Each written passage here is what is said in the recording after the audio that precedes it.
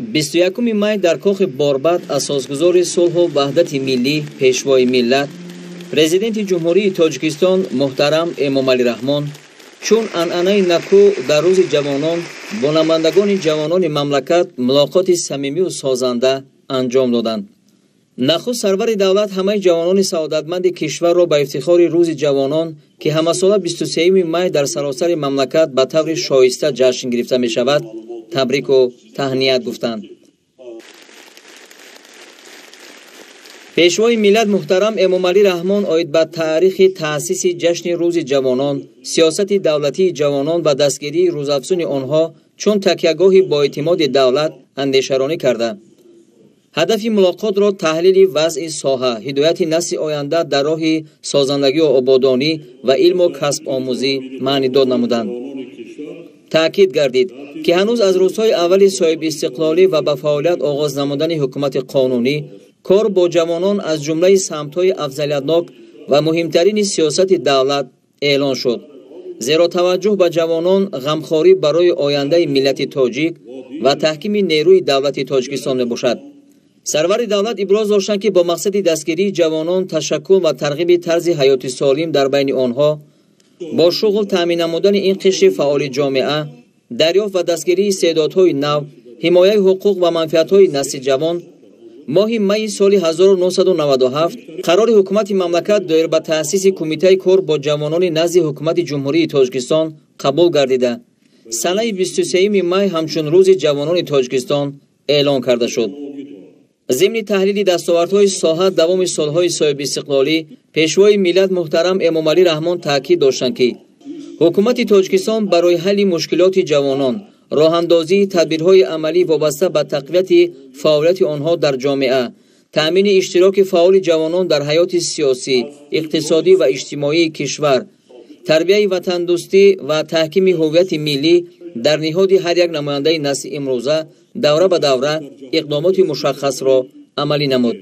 мо ҷавононро нерӯи созандаву бунёдкор ва пешбарандаи ҷомеаи навини кишварамон ва ояндаи халқамон эълон кардем ва дар ҳалли ҳамаи масъалаҳои ҳаёти ҷомеа ва давлат то имрӯз ба онҳо такя мекунем, таъкид доштанд пешвои миллат муҳтарам Эмомалӣ Раҳмон.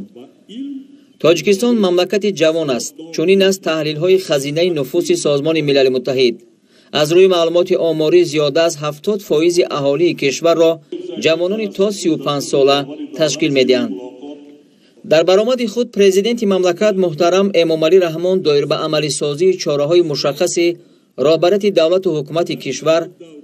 аз ҷумла ташаккули заминаҳои меъёрии ҳуқуқӣ ва ташкиливу инфрасохтории сиёсати давлатии ҷавонон, қабули даҳҳо санади меъёрии ҳуқуқӣ, ҳаллу фасли маҷмӯи масъалаҳои сиёсиву иқтисодӣ ва иҷтимоиву фарҳангӣ бевосита ба ҷавонон дахл дошта, тадбирҳои баландбардоштани шавқу завқи ҷавонон ба омӯхтани илму дониш, пеш аз ҳама илмҳои табиӣ, риёзӣ ва дақиқ, кашфиёту навоварӣ, тавсияи ҷаҳонбинии онҳо ва ҳавасманд гардонидани ҷавонони болаёқату соҳибмаърифат бо роҳи таъсиси стипендия ва ҷоизаҳои гуногун, таъсиси квотаҳо барои таҳсили ҷавонони лаёқатманд дар дохил ва хориҷи мамлакат андешаҳои ҷолиб баён намуданд. дар муддати 24 соли амали квотаи президентӣ аз 61 шаҳру ноҳияи кишвар ба 20 муассисаи таҳсилоти олии касбии мамлакат 22209 нафар хатмкардагони муассисаҳои таҳсилоти миёнаи умумӣ, аз ин 13388 нафар духтар ва 8821 нафар писар ба таҳсил фаро гирифта шуданд. ҳоло дар 20 муассисаи таҳсилоти олии касбии кишвар қариб 7000 нафар ҷавонон бо квотаи президентӣ таҳсил карда истоданд. таъкид гардид ки дар доираи сиёсати хориҷии ҳукумати мамлакат бо даҳҳо кишвари пешрафтаи дунё созишномаҳои байниҳукуматӣ имзо гардида, ҳоло дар хориҷи кишвар аз ҳисоби бурсияҳои ройгони барои Тоҷикистон ҷудо шуда беш аз 40 000 нафар донишҷӯ, магистр, аспирант ва докторантҳо ба таълим фаро гирифта шуданд. ҳамчунин дар доираи сиёсати давлатии дастгирии ҷавонон барои баррасӣ ва ҳалли масъалаҳои ҷавонон ва иштироки фаъоли онҳо дар ҳаёти сиёсӣ, иқтисодӣ, иҷтимоӣ ва фарҳангии кишвар соли 2015 дар назди президенти ҷумҳурии Тоҷикистон шӯрои миллии кор бо ҷавонон таъсис дода шуд. ҳукумати мамлакат бо дар назардошти саҳми ҷавонон дар рушди ҷомеа ва иштироки фаъолонаи онҳо дар ҳаёти иқтисодиву сиёсии мамлакат соли 2017-ро соли ҷавонон эълон кард ки ба таҳкими бештари нақши ҷавонон дар ҷомеа ва фароҳам овардани шароити беҳтар барои онҳо мусоидат намуд. зимни суханронии президенти мамлакат муҳтарам Эмомалӣ Раҳмон инчунин дар бораи дастовардҳои ҷавонони кишвар дар соҳаи илму маориф ва варзиш андешаронӣ карда, дар назди ҳукумати мамлакат, вазорати маориф ва илм, кумитаи ҷавонон ва варзиш ва падару модарон барои тарбияи ҷавонон дар роҳияи ватандӯстиву хештаншиносӣ вазифаҳои мушаххас гузоштанд. роҳбарони вазорату идораҳо, раисони вилоятҳо, шаҳру ноҳияҳо ва дигар сохтору мақомоти давлатӣ вазифадор карда шуданд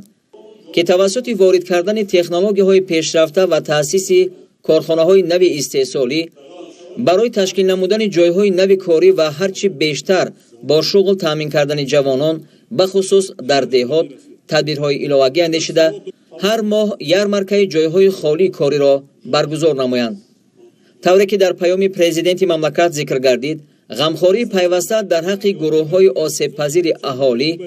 ва ҳалли масъалаҳои иҷтимоии онҳо яке аз муҳимтарин вазифаҳо ба ҳисоб меравад. таъминоти иҷтимоии ҷавонон, аз ҷумла дастгирии ятимони кул ва аз оилаҳои камбизоат, ҷавонони имконияташон маҳдуд ва бекор самти афзалиятноки сиёсати давлатӣ муқаррар гардидааст, чунки ин гурӯҳи осебпазир пеш аз ҳама ба дастгирии давлат ниёз дорад. дар охир сарвари давлат иброз доштанд ки мо ба шумо ҷавонон нерӯи бузурги созандаи кишвар эътимод мекунем ва бовар дорем ки аз уҳдаи ин рисолати бузурги таърихӣ ва иҷрои вазифаи фарзандии хеш бо сарбаландӣ мебароед. баъд аз суханронии президенти мамлакат муҳтарам Эмомалӣ Раҳмон, як гурӯҳ ҷавонони кишвар Фахриддинзода Фирдавс, муовини раиси иттифоқи ҷавонони Тоҷикистон дар вилояти Суғд, Насриддинзода Раъно, гирандаи шоҳҷоизаи озмуни ҷумҳуриявии фуруғи субҳи доноӣ китоб аст дар соли 2020, Ҷамолзода Беҳрӯз, омӯзгор, Мусоҷонзода Ҷамила, омӯзгор, Хушқадам Хусравов, чемпиони ҷаҳон оид ба самбо, 2 карат чемпиони ҷоми ҷаҳон, Пирмаҳмадзода Рӯҳангез, донишҷӯ, Носирзода Гулчанбону, донишҷӯ, Парвиз Қосимзода, роҳбари ташкилоти ҷамъиятии ҳадияи меҳри вилояти Суғд, Нозимбек Нозимбеков, омӯзгори ҷавон аз ноҳияи Ишкошими вилояти Мухтори Кӯҳистони Бадахшон,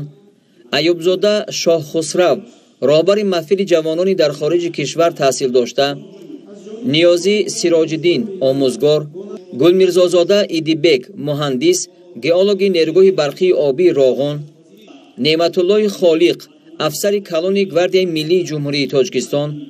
Исмонзода Ёсуман, узви ташкилоти ҷамъиятии пайравони пешвои миллат ва Филина Олга, донишҷӯи донишкадаи тарбияи ҷисмонӣ баромад карда, ба пешвои миллат ва роҳбари ҷавонпарвар муҳтарам Эмомалӣ Раҳмон